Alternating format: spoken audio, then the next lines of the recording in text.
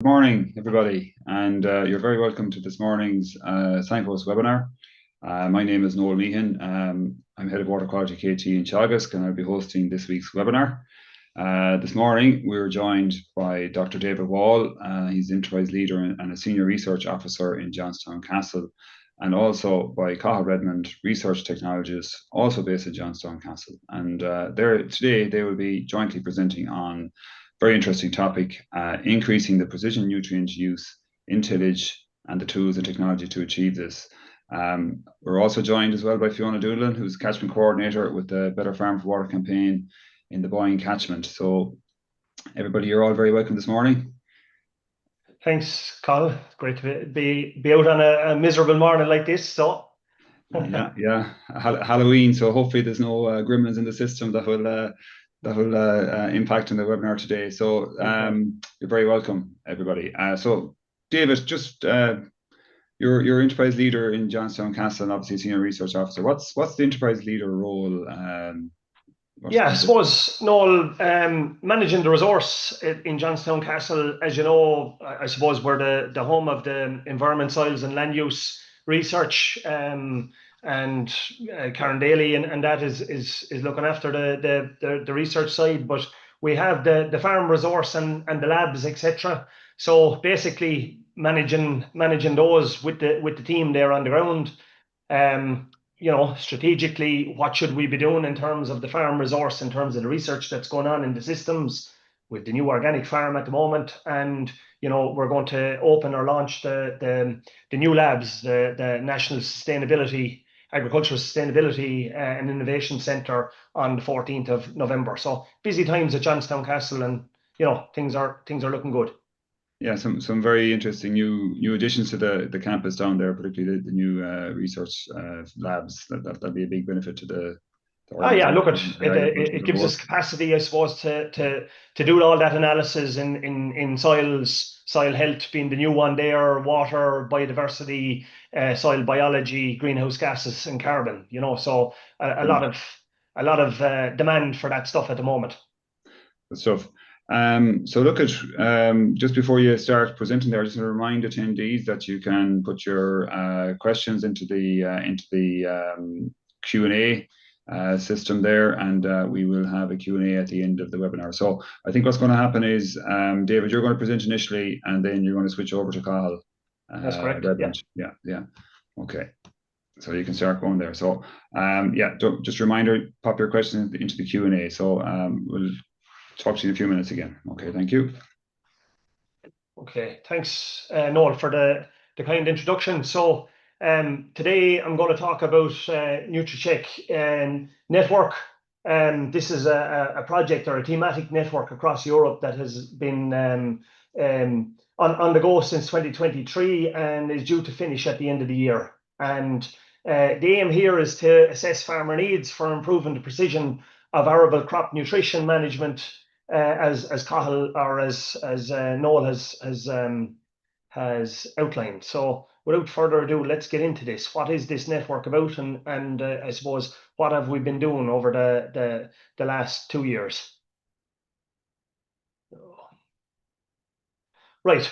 Okay. So in terms of this network, it's right across Europe, from Portugal down in the Mediterranean climate, to, I suppose, our own neck of the woods, Atlantic, Northwest Europe, out to the eastern side where we have Lithuania and Poland, and not forgetting, I suppose, Greece on the other side there in the Mediterranean climate. So basically a cross-section of European climates, European soils, and I suppose what farmers are doing in terms of European farmers,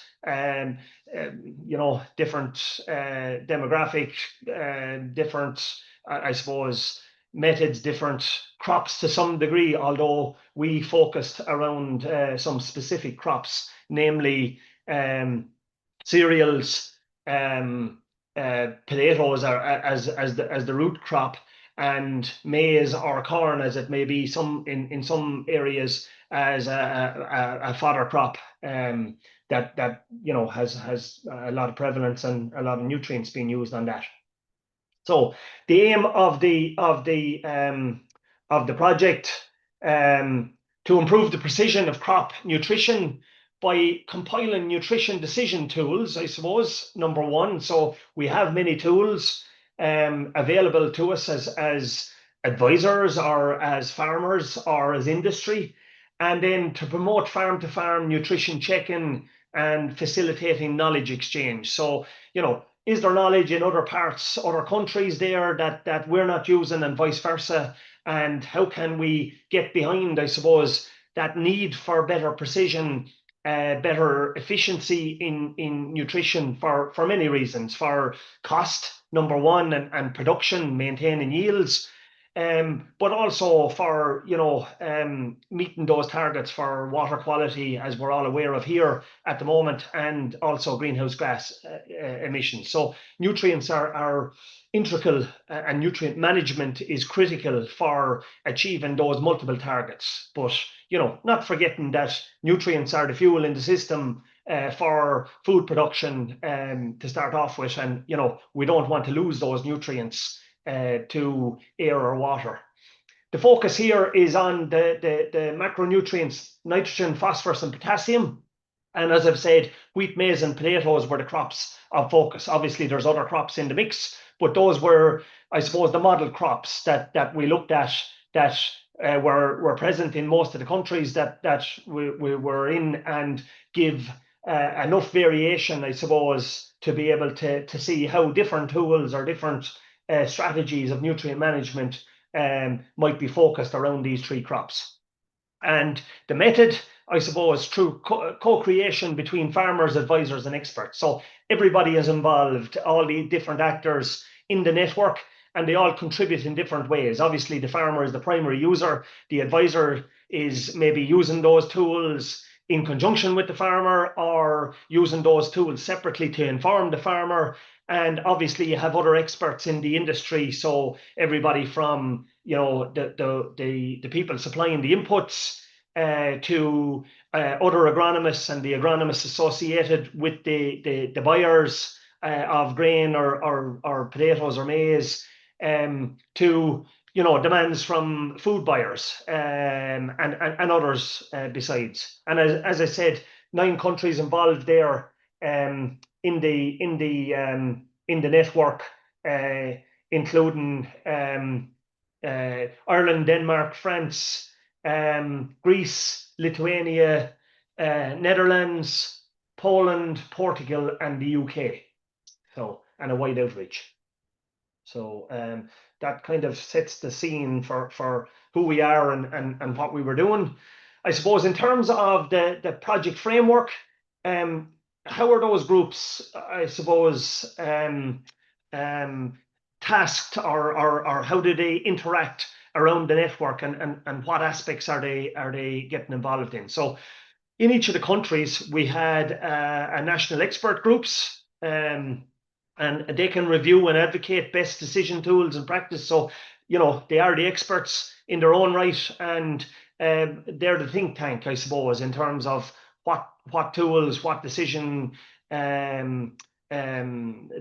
need to be made around nutrient management, or what practices might be proposed as being the best practices.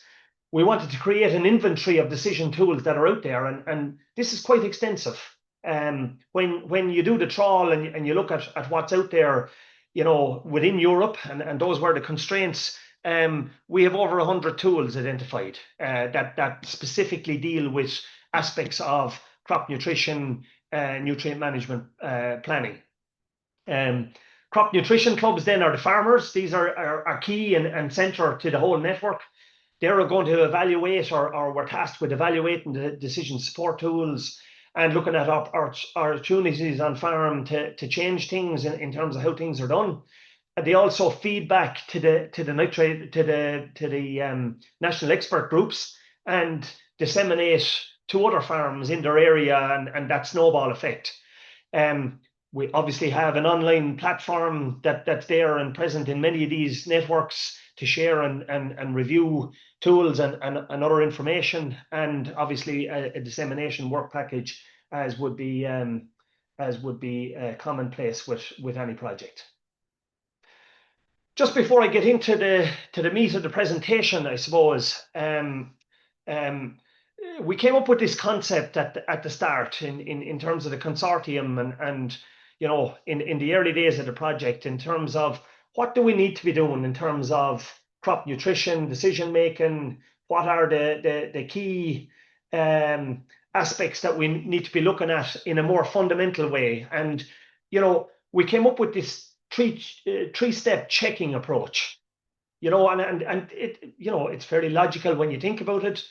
You have that planning step is number one. That's prior to the season starting, or in the early days of the season, where you're planning your crops, obviously, what rotation or what crops are going in what fields, but also using your soil samples and that information to say, okay, I have X amount of nutrients in the soil. How much more do I need? What fertilizers do I need or organic manures do I need to input for a plan with an expectant yield? We all expect the yield going to be whatever at the start of the year. That could be January, it could be prior to Christmas when we're planning what we're going to do. What that turns out to be in reality is a whole other ball game, because weather, planting, etc. There's many other factors that impinge and come in there and adjust maybe what we had planned or what we had targeted as a yield. And I suppose that moves quickly on to step two. Are we checking mid-season enough, and are we adjusting our nutrient management plans or those plans that we made early in the season prior to the crop or the seeds being put in the ground? And that, what tools are available for helping us inform that adjustment of nutrient management planning? And then finally, at the end of the year, do we take enough time to review our success, our progress, if we're on a soil fertility build-up type mission in certain fields, and what other information is there to inform that review and maybe to inform the following year in terms of what you might change or what you might do better? And these are three important steps that we kind of got around within the clubs, but also tasked the national expert groups to really take hold and have a look at. So that three-step checking approach, crop nutrition is the biggest expense on farms and to the world, so it must be planned. But few crops grow to a plan, so then checking during the growth and adjusting if necessary, then reviewing the final harvest to know what the outcomes and to learn. And I suppose this network is all about learning. Any farmer manager must take these steps, especially for best or responsible crop nutrition, and the creation of a network and best practices within that network will develop a toolbox to support farmers in implementing the three-step checking approach. So I won't spend too much time. Cathal is going to talk about the crop nutrition clubs, but we had these clubs. They're across all the countries, and the aim here is to evaluate on-farm decision tools and opportunities, and to feed back into the network and to share experiences with other farmers. Getting into it then. Okay, so we would have looked at the needs of farmers at the early part of this network, and what are the needs around nutrient management, crop nutrition. We conducted a survey of farmers and farm advisors and other stakeholders, and in total we had 714 responses to these surveys. If you look at the breakdown here in terms of the figure on the left, the pie chart on the left, fairly even distribution across all the countries in terms of the responses. So you can see there in Ireland we had 12% of the total responses, and the biggest there from France. And if we look at geography and size of the country, that's about right. It's about proportional to what you'd expect in terms of a balanced survey. Then if we look at the pie chart on the right, you can see there in terms of who responded to the survey. So farmers, land managers are about 46% of the total responses. Farm advisors, another 19-20%. When you include crop agronomists, that brings that figure up to around 30% between farm advisors and agronomists. And then you had the other actors there. Industry input side, industry in terms of crop grain purchaser, and industry in terms of support services. Policymakers were also included, and some research, although specifically we weren't after research and academics per se in terms of finding out what are the needs of farmers. In terms of the results, one question that we posed earlier, what are the main drivers for improving crop nutrition on farms? And by and large, these results were fairly similar in all the countries. Some of the countries in the Eastern Bloc, I suppose, didn't have maybe some of the regulatory pressures on farmers in terms of the environment. As long they do have them, and they are signed up to meeting some of the environmental targets, but it's more recent, and in more recent years that really they've got to grips, or their governments and that have got to grips with that. So it's not surprising, I suppose, that economics was number one. That's the primary piece. A farmer wants to grow the crop and wants to make a decent living or a profit for themselves and their family, or for reinvesting in their business. And the first two, 91% of the respondents came back and said economic was the primary driver, production then a close second at 77%. The market was another one. Crops like malt and barley, where you have to meet a fairly narrow spec, and for other crops like potatoes, etc., market does dictate in terms of nutrient management what you might do in terms of nitrogen management, etc., etc. Policy was another 30% there. Was driven by policy in that reasoning to why you want to improve crop nutrition, and the environment there for about a third of respondents put the environment forward. So again, you can see there the mix, probably not surprising, but production and economics number one, but there are other factors there of significance impacting on the decisions. What are the primary motivations then? A little bit different question. You have a driver, but you have the motivations. Increase in profitability, increase in crop yield potential, were the first two there at a little over 60 or around 60% each. Compliance with environmental regulation here comes out to be the next one, and it mightn't have been the primary driver, but it's obviously a motivation there because of compliance and that piece with farmers. Reduced input costs, I suppose fertilizers have become more expensive, is next up, coupled with environmental sustainability coming in there. So that whole social consciousness and wanting to do the right thing, meeting market specifications, and then there's other things, reducing nutrient loss, benchmarking their progress, so a kind of a personal motivation, or improving the sustainability of business. So the last two there are very personal to the individual or to the farm, that they want to benchmark themselves, they want to improve their own business, whatever about I suppose the other reasons that are external to them and their farm. This is a very interesting one. We also asked, how do you judge your success? And if we look at the data here, it's somewhat surprising. I think we had a lot of debates in the network about this response, but it also identifies maybe an issue that we have in terms of how we judge that. So the first question we asked is, how do farmers judge their success on their own farm? And comparison with previous crop yields was the first one in there. Visual appearance of the crops, nutrient analysis of the harvested produce then was next.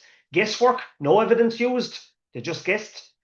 In-season crop analysis might be one, or the assessment of yield mapping information. But by and large, when we jump over to the pie chart on the right, people or the respondents were moderately accurate. The level of accuracy was about moderate, if best, on these. So we don't really have a good measure of success, or farmers and the industry is not using a good measure of success in terms of nutrient management to assess how well they did. It's kind of, are we up or down based on last year? And to be honest, weather is probably a bigger factor there. That doesn't really tell you how much nutrients that you applied have been harvested in the crop or taken up by the crop, etc. So this is something that we probably need to work on as in research, in advisory, but also as an industry in terms of improving this and giving more defined indicators or more accurate indicators or indicators that are more fit for purpose to be able to do this job.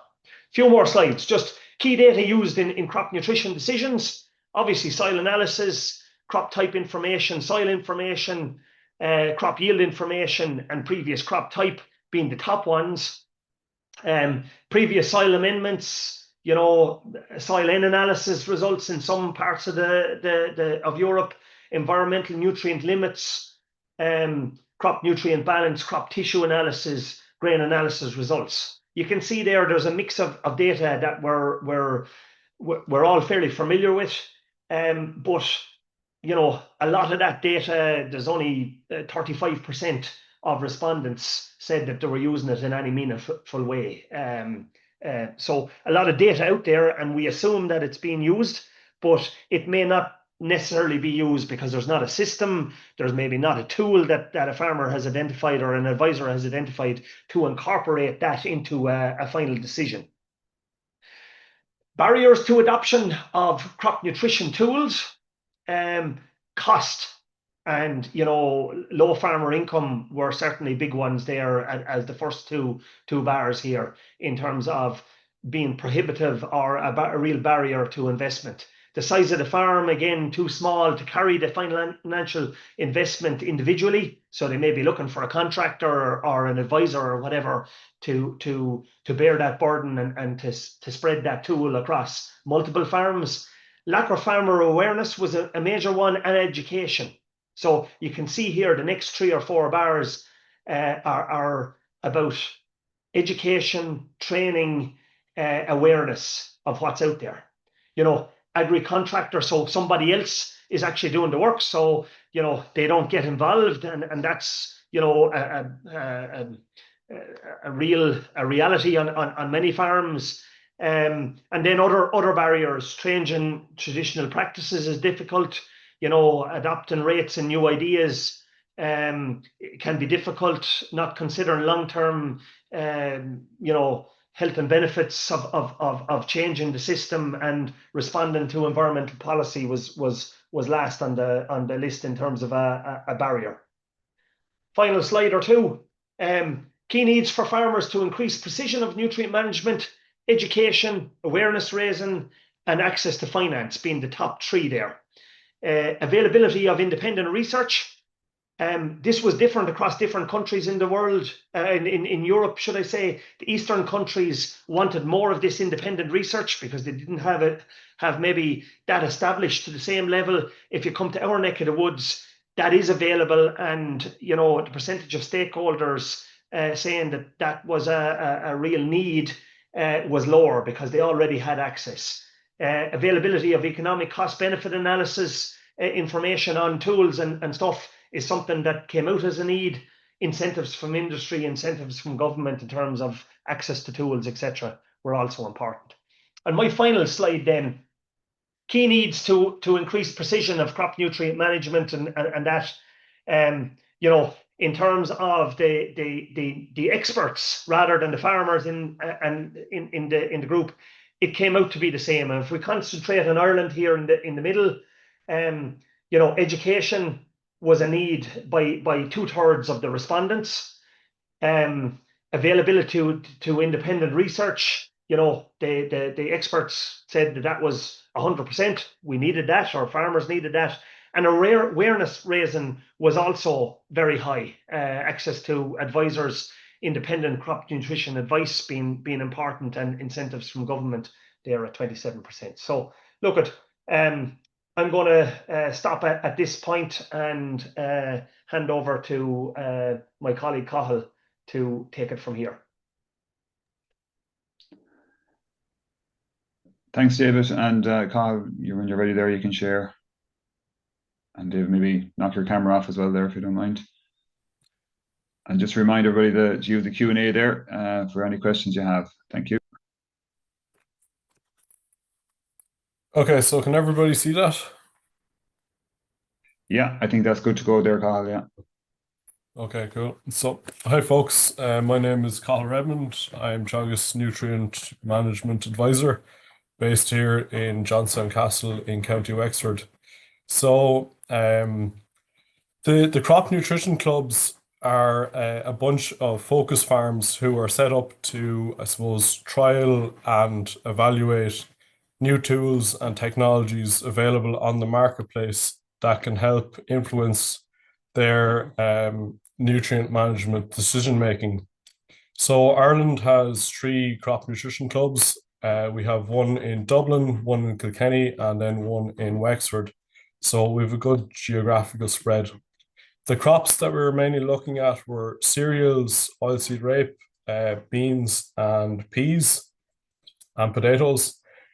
And then the aims of the clubs, I suppose, identified from the farmer needs survey was to reduce reliance on chemical fertilizer, increase yields, and crop resilience. So crop resilience will be as a result of pests and diseases or climatic conditions, and then the potential to reduce crop inputs and improve sustainability. So the selection of tools and technologies. So how we did this, so we used a defined search term in Google to identify all the available tools and technologies on the market. Once we had identified the list, we began shortlisting by inclusion and exclusion criteria. So, for example, was the tool available in the English language? Was the tool available in Ireland? What were the, I suppose, the relevance of the tools in an Irish context? So the next thing we did was I would have taken the list of tools to the farmers in, say, discussion group meetings and things like that. And I would have given them an overview of what the tools and technologies actually do and how they can help overcome the challenges to improving nutrient management use on Irish farms. So once we had done this, I would have visited the farms on a one-to-one basis, and the farmers would have went through their barriers, I suppose, and they would have picked tools off the list themselves. So again, Teagasc didn't pick the tools for the farmers picked the tools themselves, and then it was my job to approach the industry and try and work out a scenario where we could get the tools to the farmers to use for the 2.5 year trial period. Yeah, okay. So the first farmer I want to talk about is Don Summers. So a lot of you would already know Don. Don received an award for Sustainable Farmer of the Year there earlier. So Don farms a range of soils from free draining clay soils to heavy wet clay soils, predominantly sand based, and absolutely everything and anything in between, which adds a layer of complexity to his nutrient management use. So his crop rotation typically would be oilseed rape, winter wheat, spring beans, and then back into a cereal for 2 years, and then bring it back into oilseed rape. So Don is farming a total of 180 hectares in conjunction with his uncle, John. His challenges are managing his soil's fertility. Again, given his range of soil types, this can be tricky. He's aiming for a P index of high 2, so that gives him a little bit of allowance and flexibility with phosphorus use in his crops. Then he's matching organic manure nutrient supply with crop requirements. So Don uses a lot of chicken litter to form the basis of his nitrogen supply in his crops. So organic manure analysis is his planning tool. and that will allow him to measure the total N, P, and K in a sample as received. So knowledge required then to use this tool will be how much nutrients can be delivered from manure and the proportion of total crop nutrient demand.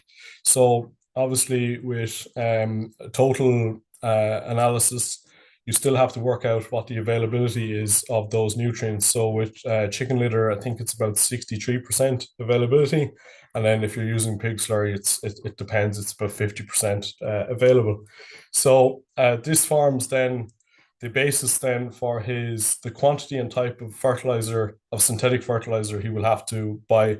So obviously he has to match the crop demands and balances up to anything that the chicken litter can't provide.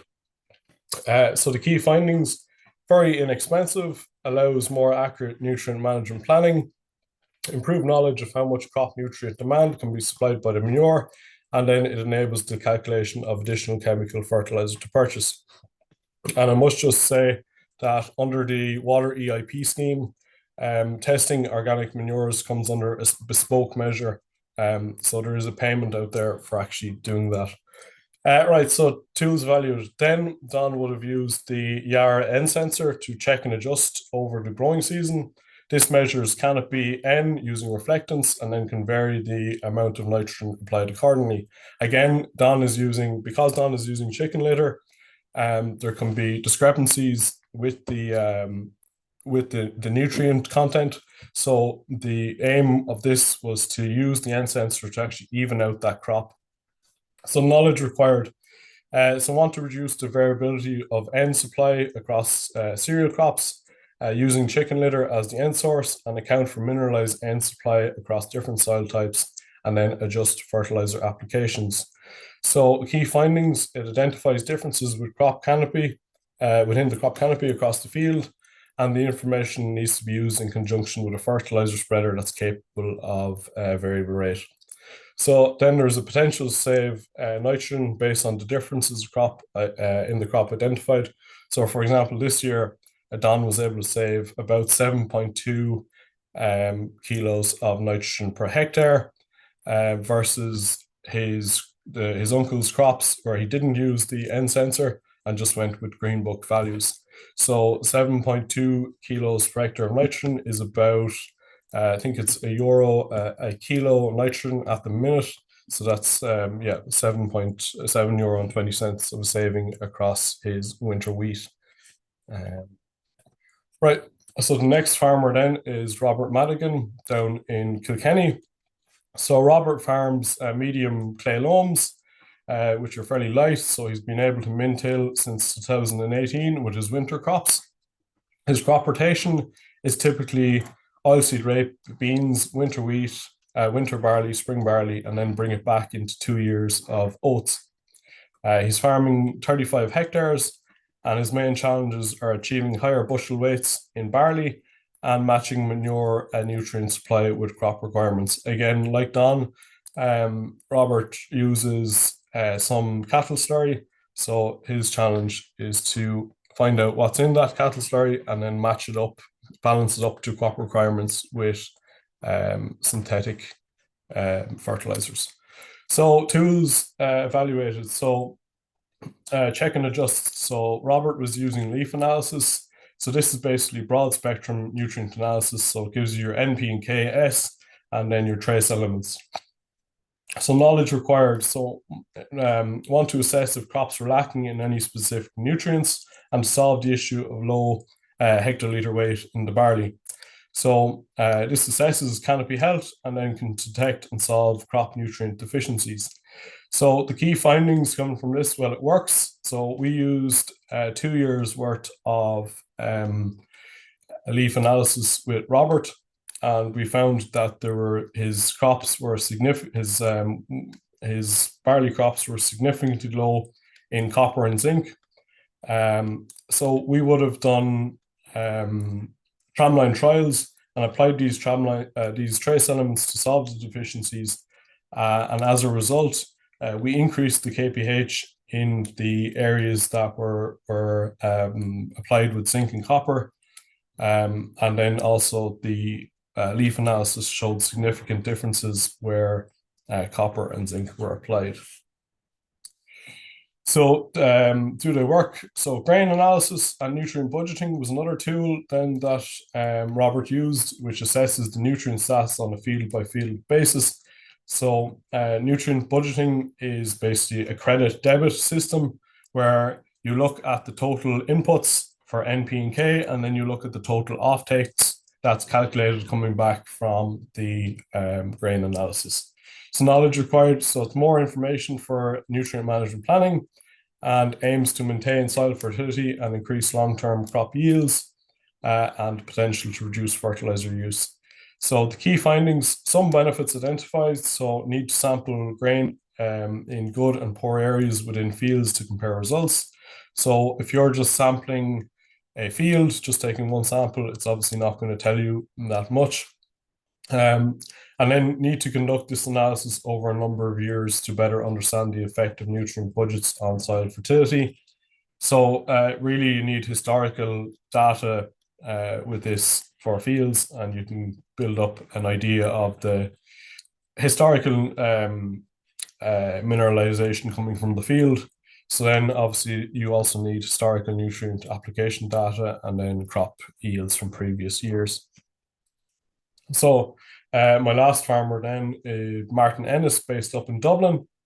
So Martin farms heavy clay soils, better suited to winter cereals.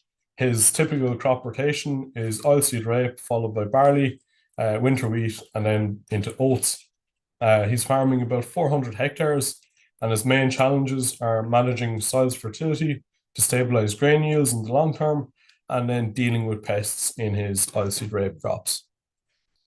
So tools evaluated. So the planning tool that Martin is looking at is GPS mapping for soil sampling and then variable rate lime application. So this is basically individual soil cores. When they're taken, the coordinates are mapped, so you get a better idea of kind of areas, a defined nutrient status in a field. So this informs then his lime application advice, and it will also inform his P and K application. So key findings, so he's used it over the last 8 years. He's achieved more uniform crops as a result by raising soil pH in areas with higher soil acidity across the fields, and his more spatial accurate soil information was fully utilized. So the savings in lime alone pay for the variable rate nutrients and the variable rate nutrient and pH maps. So then check and adjust. So NDVI sensing of crops. So Martin uses @farm to give him maps, which give him basically biomass maps, and he can then vary his nitrogen applications on his oilseed rape from the green area index scores that he gets by using the biomass maps on Yara @farm. So this saves time in walking the crops. So previously he would have had to walk the crops with an advisor and draw up the maps manually. And obviously this takes a lot of time and it can be significantly more expensive. So then the other thing is the maps are easy to download from the variable rate and input into your variable rate fertilizer spreader. And as a result, this resulted in a more uniform OSR crop. So this was his crop of oilseed rape this year. And as you can see on the picture on the right-hand side, there's a significant amount of damage down in the bottom right and left-hand side corners of the field. And if you look at the image on the left-hand side, that crop has more or less evened out. So with the result that this year, he was actually able to get a yield of 2.4 tons in his crop of oilseed rape that was badly affected by pigeon grazing back in just after Christmas there. So okay, that's my last slide there, folks. So thank you very much. So Cathal has given a nice overview, I suppose, of the case studies.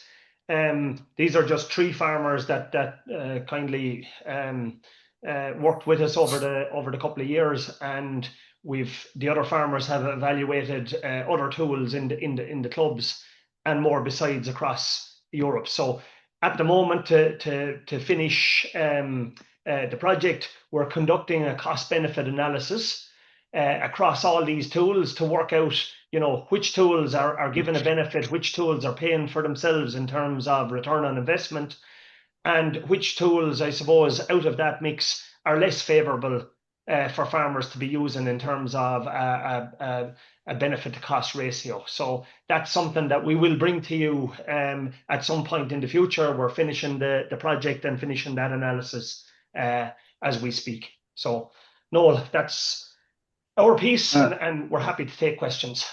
Great, Cathal, David, thanks very much. That's very interesting, and I think that last point you made there, David, was very important, because one of the first questions that came in was, what are the best ones? What are the top 10? So I think that cost benefit analysis will be really important. Yeah, and I can make a comment on that, because we have looked at the primary data. We didn't present it because we want to make sure that it's fully interrogated and fully accurate. But when we look across the tools, some of the primary tools, we'll say the tools that we mightn't think are as cutting edge or as advanced, things like soil analysis, came out to be cost beneficial everywhere. And it's not surprising. So those were primary tools, some of those primary tools.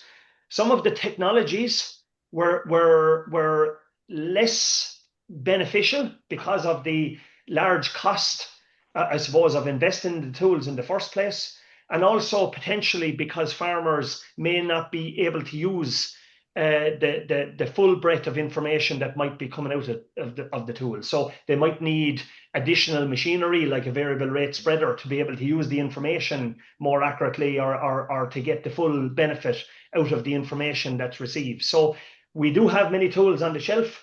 They will sit on the shelf until we overcome barriers like that in terms of cost and benefit, but also technical barriers or ancillary machinery, etc., that might be needed to use the information. Yeah, and I think the barriers piece is very interesting there. Like you put a lot of information up around that. I suppose a little bit surprised that the driver of the environment driver and policy driver were 33% and 29%, but obviously then the motivation was 44%. But I suppose the question I'm kind of coming to is, you speak about barriers, and we find it in water qualities, which is where I'm more familiar with this, is the knowledge and the cost are kind of the 2 main barriers, and they popped up in your analysis as well as being the 2 main barriers. But I suppose it's not just maybe the farmer that barrier is for, particularly the knowledge piece. It's probably for the advisors as well, that they need to get comfortable with all the range of tools that is out there. No, and when we break down the analysis, obviously we had a lot of farmers, but they were only 50% of the respondents, or 46 to be accurate. There was still 30% of advisors and agronomists in there, and the rest, the industry. And those, while summary figures and in terms of maybe didn't have time to get into the granularity of the data, when you burrow down into it, the same needs come up across the different cohorts of stakeholder. So the advisors needed, the cost, the knowledge, the education was still required in those cohorts. So maybe we assume that everybody is au fait with new things, and wrongly so. That we need to do a little bit more explanation, demonstration, and that was certainly called for in some of those responses. That demonstration, rather than formal education, sometimes can be really, really effective. Yeah, and to get the people who have confidence in providing the advice to the tillage farmers. Yeah, and Cathal might have a comment on that in terms of demonstration of the tools or whatever, where farmers might have been a little bit, okay, I'm not sure at the start, but then when you do the demonstration, that was fairly effective, Cathal. Yeah, I mean, first of all, we needed to find farmers that would, I suppose, take on the challenges of using these tools, and then kind of show the rest of the farmers in the focus groups that their success stories, and kind of get the rest of them to learn then by a sort of, I suppose, a thematic approach. Yeah. Yeah, that's again, I suppose I go back to the water side, but I think that peer-to-peer learning and you know, the early adopters that will take on these technologies are very important, so as that the people that need a little bit more convincing can see them on the ground. 100%, 100%. And look at And I that. would say, Yeah. and just to add there, I would say that anybody who wants to try out these tools and technologies, to do a tramline trial, take maybe half a tramline, so you're not affecting the whole field. So if something does go wrong, you're not out of pocket, Mhm. substantially out of pocket, and just go from there and try and build confidence year on year by using them in that way. Absolutely. Fiona, maybe we'll go to the Q&A there and see what's come in. Yeah, a number of questions for Cathal, Noel, around was say initially, Cathal, regarding the ARA N sensor that you spoke about there in one of your farmer examples. Could the like of that tool be tied in with GPS data, for example, with soil types or sensitive areas around water courses or wetlands, and improve the environmental outcome as well as the precision of nitrogen nutrient application? So yeah, good question, Brendan. Yes, so the tool itself won't take into account water courses and ditches and things like that. Um, However, the tool will measure the nitrogen in that canopy. So if there is a waterlogged area, the system will cut right back on the amount of nitrogen applied to that area. So you can give it a total control. So if it senses that there is no crop there, it will actually just shut off the fertilizer spreader completely. So it doesn't account for if there's an area that's waterlogged. However, it will provide you a map of the nitrogen requirement in the field afterwards, in which you can download. And if there's an area that's waterlogged, most likely there's a historical area there that's waterlogged, and year on year it'll give you the same map to show that to reduce the nitrogen use in that area of the field. So I hope that answers your question. A question for you, David, around the results that you showed in your initial graphs on your presentation. Does it really show that we need a lot more time and effort to be spent with tillage farmers around the whole awareness piece, and that maybe we haven't appreciated, I suppose, how much that is needed? Yeah, look, I think that's a fair comment, and it came through in the results. We had results there from the Mediterranean to Eastern Europe to Western Europe, but in general, while farmers might be in different places in terms of the level of their production or whatever else, it was true across all the countries that awareness raising and that education piece was really critical. And in terms of spending the time, I think yes, there's short work windows.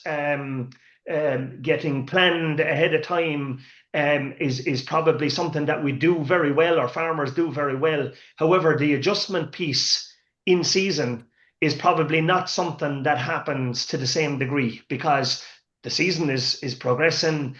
People are busy, they're following their crops and their rotation, and going back to the nutrient management plans, or adjusting on the fly as you're going through a crop, is not something that everybody is used to doing. And something that came out in those surveys was the majority are following the book values. You put the plan in place. You say, I'm going to have X yield, and I'm going to fertilize for that X yield But then as the season progressed, you know, the last couple of years are a case in point.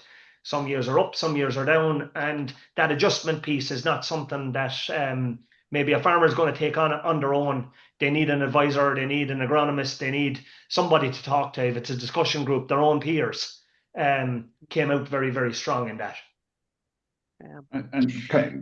Sorry, just to be there, kind of on that, David. I remember one of the slides there, you had a pie chart where some people or the farmers were given an assessment of their accuracy on their how good their results were. I think is basically what their nutrient management. And I presume that this gave them a more accurate view of that. And I'm just wondering, you know, when you kind of caught yourself a little bit thinking, I'm doing very well or whatever. When they actually got the proper figures, how did that go down, or what was their kind of thinking? Or were they surprised, or were they saying, "Gee, I've been way off," or what was the kind of thinking they had? Yeah, we just I suppose speaking with the Irish group, because it's relevant to the audience here and who we're speaking to.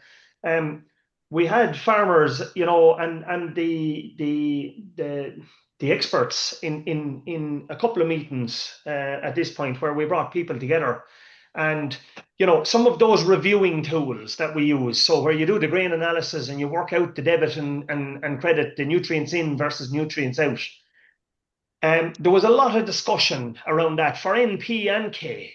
Obviously, NP being important from both an agronomic and an environmental standpoint, and then K being, I suppose, more of a nutrient that enables the other ones to be used more efficiently. But with that information, even the variability within a large tillage field was massive, and the levels of efficiency on average in the field might have been reasonable, but then there were spots in that field or large areas that you could manage separately without even variable rate were underperforming, and that was certainly enlightening. So I think the results show that by and large we're either using last year to compare, or we're guesstimating how well we're doing because the crop looks good or whatever else. But probably farmers need more of those tools where there's actually real evidence to say,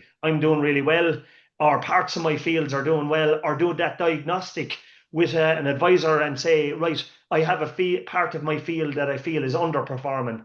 There is tools there like analysis, etc., not maybe high technology or computer-based systems that you need to use to do some of that diagnosis to get better results. And the savings in terms of fertilizer, especially chemical fertilizer at the moment with high prices, can be significant across a medium to large tillage farm.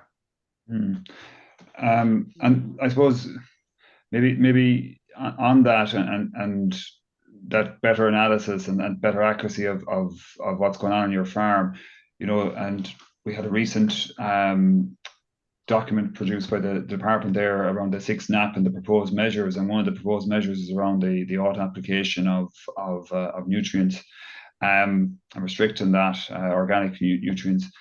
So I suppose is this all sort of feeding into giving a better picture as to that requirement and how it all stacks up from both an environment point of view, but also from a profitability point of view? Yeah, I think so. I think, you know, the proposal that's out there for public consultation at the moment is you know, that manures in particular that are applied to stubbles in the autumn or whatever else, they need a crop there fairly quickly afterwards to take up those nutrients and look at that's. I think everybody will agree that that's fairly reasonable. That the potential for loss if there's no crop or no green cover or no cover crop even there, that they could be flushed from the system. I suppose for many of the farmers, and even the examples, the case studies that Cathal presented there, these farmers are using manures. These manures are very beneficial for the farmers from the point of view of supplying nutrients that they don't have to purchase through expensive chemical fertilizer, and they only buy what they need after that. But I suppose having the information and then using the information. We have loads of information. I think most farmers at this stage have soil analysis reports. And the key now is how can we better utilize that information, or who do we need to help us? Or is there a piece of kit or a piece of technology that will help us? So I think there's tons of information. We're in an information rich period in human history, I would say. Even into social medias, there's AI there and everything else. Without getting too sophisticated and losing the crowd, I think we can do better in terms of the information that we have. And then, for a very small spend, which will give you a return on investment, we can get a little bit more information. Like, Cathal has outlined there, the thing like the manure analysis, that might help, the trust piece between a tillage farmer and another farmer. In terms of bringing in manures or importing manures and being able to say that I'm getting X nutrients, I'm actually getting that. And now I can use that in my nutrient management plan with some level of confidence or guarantee that those nutrients are being delivered. And I'm not going to come up short in terms of a crop yield or profitability. Very good. Fiona, there's loads coming in the Q&A. I'll throw it back to you there for a few more before we wrap it up. Yeah, just a very quick one there. I know you said, David, you speak again about the cost analysis and that, but from a cost perspective, do any of the tools or mapping systems that you've looked at, were any of those available freely to farmers, or did they all have a cost, or is it, did it vary across the various countries? A very good question. So there are tools available, some tools in terms of mapping tools that are available for low cost or free of charge.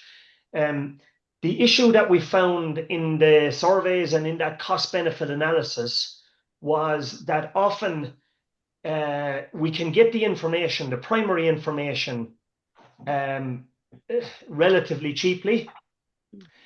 It's then using that information, so putting it spatially into the field with the GPS or whatever, that might be one constraint, or then also applying the nutrients at different rates. So it mightn't be just variable rate, it could be parts of the field that you change the rate on, or headlands that you might change the rate on, or whatever the case may be.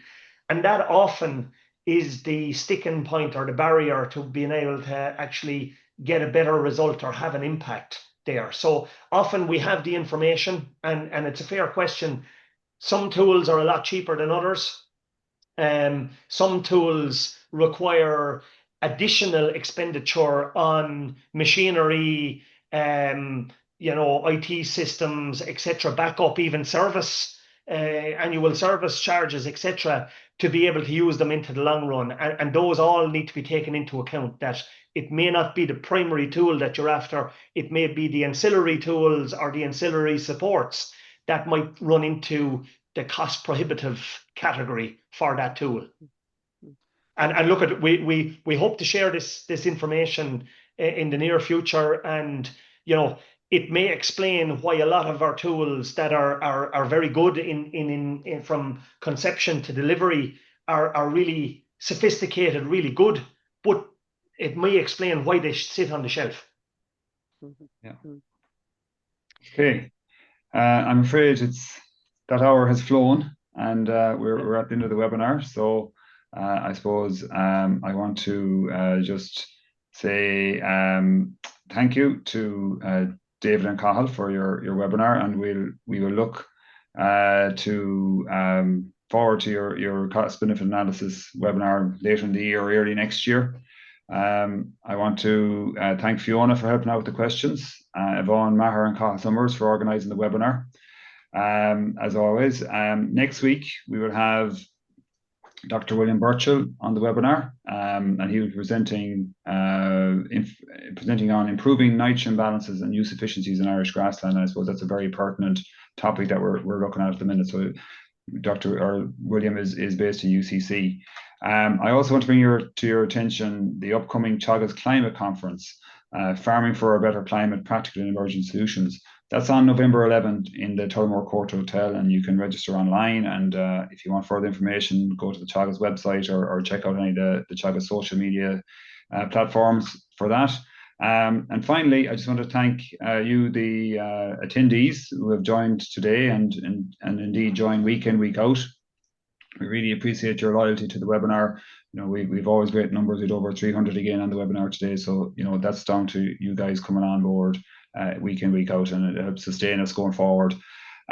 So look, I'll leave it at that. I just want to wish you all a very happy Halloween and enjoy the trick-or-treating tonight, folks. Okay, so have a good day. Thanks, everybody.